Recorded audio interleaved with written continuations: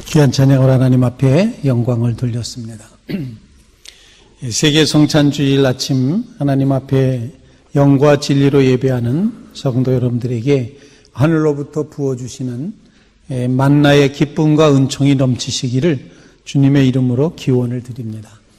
오늘 10월 첫 주일은 세계 모든 그리스도인들이 주님께서 제정하신 성만찬 예식에 참여하며 하나님께 영광 돌리는 하나님의 생명 양식을 경험하는 그런 주일이 되겠습니다. 지금으로부터 131년 전인 1887년 아펜젤라 목사님은 이제 한옥을 한 채를 사고 베델 예배당이라고 성별한 후에 10월 23일 주일에 성찬식을 최초로 이제 거행을 했습니다. 그때 아펜젤라 선교사님은 자기의 선교 보고에 이렇게 써 있습니다. 10월 23일 주일에 우리는 한국에서 처음으로 감리교 성찬식을 거행하였다. 이 역시 감리교 요람인 베델방에서 거행하였다. 참석자는 최씨, 장씨, 강씨, 한씨, 그리고 최씨 부인이며 다른 한 사람 박씨는 떠나갔다. 스크랜톤 박사도 참석했다. 우리는 감리교 예식을 따랐으며 아주 진지한 자세로 역할을 맡아 했다. 생명의 떡을 이곳 사람들에게 떼어줄 수 있게 되었으니 이 얼마나 놀라운 일인가? 우리 마음이 감사함으로 이들을 먹일 수 있기를. 이렇게 자기의 선교사 보고서에 기록을 하고 있습니다. 우리는 성찬식을 좀 자주 하는 편이고 성찬식 하는구나 이럴지 모르지만 한국에 들어온 최초의 선교사 아펜젤라 선교사님이 감리교 성찬식을 처음으로 거행하면서 가졌던 그 마음, 이곳에서 이곳 사람들에게 생명의 떡을 나누어 떼어줄 수 있게 되었으니 이 얼마나 놀라운 일인가. 우리는 지금 놀라운 일에 참여하고 있습니다. 하지만 아무도 놀라지를 않으십니다. 정말 우리가 놀랄 일입니다. 이거는 주님의 성찬을 앞에 두고 예배하는 이 시간, 부족한 종의 입술을 통한 설교보다도 이 성찬상에 놓여있는 예수님 자신의 살과 피를 묵상하면서 더 깊이 주님의 은혜와 임재 가운데 나가는 성도들이 되시기를 바랍니다. 이것이 무엇이냐라는 의미가 만나의 뜻이었습니다. 이것이 무엇이냐? 이것은 바로 하나님께서 광야 40년 동안 이스라엘 백성을 먹이신 하나님의 양식, 하늘의 양식, 신령한 식물이라고 표현하는 만나였습니다. 하나님의 섭리가 일반 섭리가 있고 비상 섭리가 있다, 이렇게 표현될 수 있는데 이 만나는 하나님의 아주 특별한 비상한 그런 섭리였다는 사실을 보여주고 있습니다. 저들은 아침 일찍이 나가서 만나를 거두어야 했습니다. 그리고 하루 분량만 거두어야 했습니다. 아무리 욕심을 부리고 이틀치를 거두면 하루치는 남아있지만 나머지 하루치는 반드시 썩게 되어 있었습니다. 안식일에는 결코 만나가 내리질 않습니다. 그래서 안식일 전날, 안식일 것까지 꼭 2배로 거두어야 했습니다. 그리고 많이 거둔 자도 남지 않았습니다. 적게 거둔 자도 모자라지 않았습니다. 이렇게 신령한 하늘의 음식을 하나님께서 광야 40년 동안 허락해 주셨는데 오늘 본문 말씀은 그렇게 하나님이 허락하신 만나를 잘 보관하고 기념하고 보존하라고 그렇게 말씀하시면서 자자손손 후손들이 하나님께서 어떻게 이 백성을 하늘의 양식으로 먹이셨는가를 늘 기억하면서 그 은혜를 날마다 현재화시키며 살아갈 것을 요청하신 그런 내용입니다. 광야 빈들에서 오병이어의 광야 식탁을 예수님이 베푸셨습니다. 유다 백성들은 예수님에게서 왕 되셔야 되겠다는 조건들을 보기 시작을 했습니다. 그럴 만도 하지 않습니까? 빈들에서 5,000명을 먹이실 수 있다면 그것도 많지도 않은 재료, 보리떡 5개와 물고기 2마리로 5,000명을 먹이실 수 있다면 이렇게 적은 비용으로 이렇게 큰 경제적인 효과를 낼 수 있는 그런 분이라면 분명히 우리의 왕이 되셔야 하지 않겠는가. 그래서 요한복음 6장 14절과 15절에 이렇게 말하고 있습니다. 그 사람들이 예수께서 행하신 이 표적, 즉 오병이적의 표적, 5,000명을 먹이신 표적을 보고 말하되 이는 참으로 세상에 오실 그 선지자라 하더라. 그러므로 예수께서 그들이 와서 자기를 억지로 붙들어 임금으로 삼으려는 줄 아시고 다시 혼자 산으로 떠나가시니라. 예수님이 도망치셨습니다. 탈출하셨습니다. 예수님은 썩어질 육의 양식을 구했던 사람들에게 영생의 양식을 추구하라고 교훈하시면서 자신을 가르쳐서 생명의 떡으로 증거하시고 있습니다. 첫째로 나는 생명의 떡이니 말씀하신 이 예수님의 말씀 속에서 우리가 기억해야 될 것은 이 생명의 떡은 하늘로부터 온다는 사실입니다. 하늘로부터 하나님께서 허락하신다는 그런 사실입니다.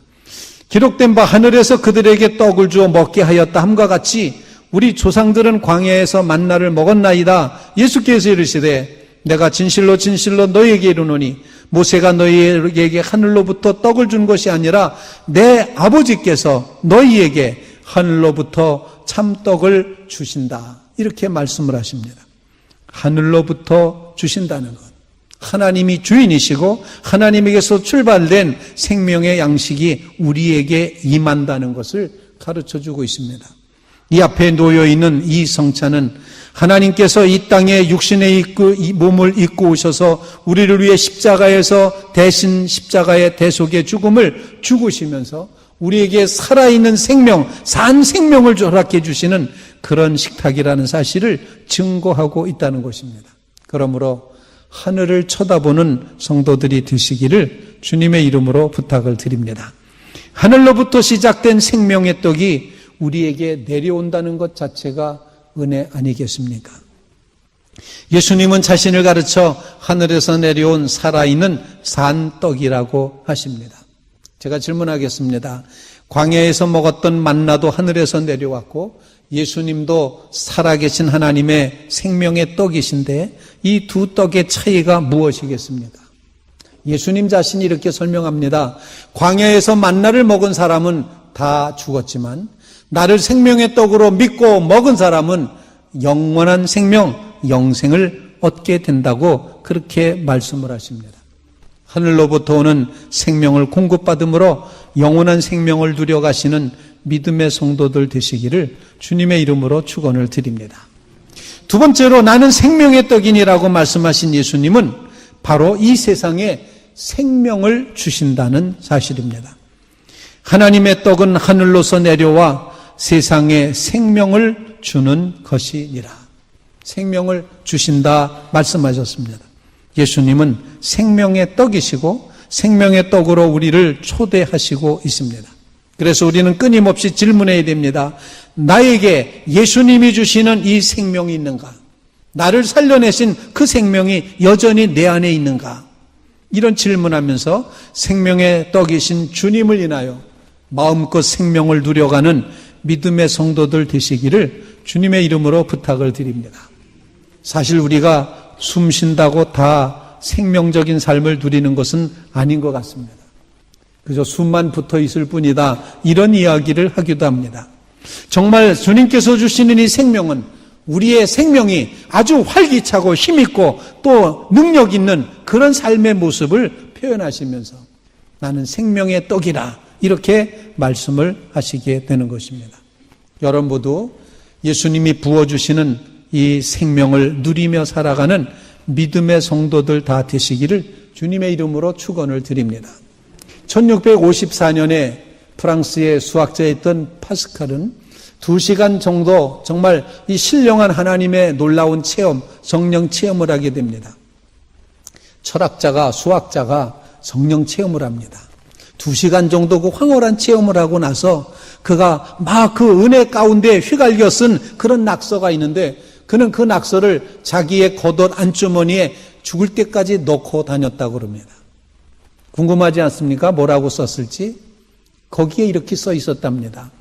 아브라함의 하나님, 이삭의 하나님, 야곱의 하나님, 철학자와 학자의 하나님이 아니시다. 이렇게 써놨다는 것입니다. 하나님을 정말 만나고 보니, 실제 하나님을 체험하고 보니, 우리가 생각했던, 철학자가 말했던, 우리가 개념 지었던, 이념으로 생각했던 그 하나님은 안 계시더라는 겁니다. 하나님은 살아계신 분이었다. 그래서 그는 평생 동안 위로부터 내려오셔서 자신에게 생명을 주신 그 하나님을 기억하면서 아브라함의 하나님, 이삭의 하나님, 야곱의 하나님이라고 그렇게 적어놓고 그걸 집어넣고 다녔다는 것입니다. 사랑하는 성도 여러분, 참 생명을 누려가는 믿음의 성도들 되시기를 주님의 이름으로 부탁을 드립니다. 세 번째로 나는 생명의 떡이니라고 하신 예수님은 이렇게 말씀하십니다. 나는 생명의 떡이니 내게 오는 자는 결코 줄이지 아니할 터이요 나를 믿는 자는 영원히 목마르지 아니하리라. 즉 생명의 떡으로 다가가야 된다는 사실을 강력하게 요청하시고 있습니다. 여러분 모두 생명의 떡이신 예수님 앞에 나오시게 되기를 간절히 바랍니다. 갈급한 마음을 가지고 나는 주님이 필요합니다. 나는 영적으로 굶주려 있습니다. 하나님을 채워주시옵소서, 하나님의 생명을 채워달라고 그렇게 고백하며 기도하는 성도들 되시기 바랍니다. 영적인 배고픔을 인정하는 데서부터 우리의 신앙은 출발할 것입니다. 바로 이것이 주님이 원하시는 상한 제사의 심령의 제사가 되는 것. 상한 심령의 제사. 나는 주님이 필요합니다. 나는 영적으로 갈급합니다. 이렇게 이 갈급함을 간직할 때 그때 주님께서는 우리 속에 생명의 떡을 허락해 주실 것입니다. 어거스틴은 그의 요한복음 강해 속에서 이런 이야기를 합니다. 그런데 그들은 그 거룩한 빵과는 조금도 어울리지 않았고 그것을 배고파 할 줄도 몰랐다. 그 빵은 내적인 인간의 배고픔이 있어야 알 수 있는 빵이었기 때문이다. 내적인 배고픔, 영적인 배고픔이 있어야 이 거룩한 떡을 알아차릴 수 있다는 그런 이야기였습니다. 여러분 모두 영혼의 배고픔을 느끼며 주님 앞에 영적인 이런 갈급함을 가지고 주님의 성찬에 나아가서는 주의 성도들이 다 되시기를 주님의 이름으로 부탁을 드립니다. 인도의 성자 썬달싱이 기차 안에서 이제 조그만 책자를 나눠주면서 전도를 하고 있었습니다. 복음을 전하고 있었습니다. 기차에서 쪽복음이었던 요한복음을 사람들에게 나눠주고 있는데 한 불신자가 예의도 없게 그 책을 받자마자 그 장소에서 보란듯이 그 증오의 마음이 있었는지 그 쪽복음을 하나씩 갈기 찢어서 차창 밖으로 내던지기 시작을 하는 것입니다. 참 인간성 더럽다고 생각되지 않습니까? 나중에 버리든지 아니면 거절하든지 이럴 것이지 보는 앞에서 한 장 한 장 찢으면서 증오의 마음을 가지고 찢으면서 내버리는 것이었습니다. 얼마나 안타까운 상황입니까? 일이 거기서 끝나는 줄 아는데 그렇지 않았습니다. 하나님의 섭리는 놀라웠습니다. 그 기차가 지나간 다음에 그 기찻길을 어떤 사람이 기찻길을 따라 걷고 있다가 흩어져 있는 종이 조각들을 집어들어 봤습니다. 그랬더니 마침 뭐라고 써 있는 거 아니 거기에 생명의 떡 이런 단어가 보여져 있었습니다. 이 사람은 그 종이 조각을 보다가 이게 성경이라는 것을 어렴풋이 짐작을 하고 성경책을 한 권 샀습니다. 그리고는 처음부터 생명의 떡이라는 말이 어디 기록되어 있는가? 아마 창세기부터 읽어서 요한복음 6장까지 오려면 굉장히 긴 시간이 걸렸을 텐데 열심히 생명의 떡을 찾다가 예수 그리스도를 만나게 됐고 그의 영혼이 구원을 받게 되었습니다. 그리고 인도의 중부를 담당했던 선교사가 되었다는 것입니다. 생명의 떡을 발기발기 찢어버린 사람과 생명의 떡을 찾기 위해서 나갔던 사람, 이 두 사람 사이에 우리는 어디에 서야지 되겠습니까? 우리 주님은 내게 오는 자마다 정말 목마르지도 않고 배고프지도 않을 것이다. 나에게 오라고 말씀하십니다. 오늘 우리를 이렇게 초대해 주시는 주님의 성찬에 은혜의 마음을 가지고 겸손한 마음으로 다가가는 주의 성도들이 다 되시기를 주님의 이름으로 축원을 드립니다.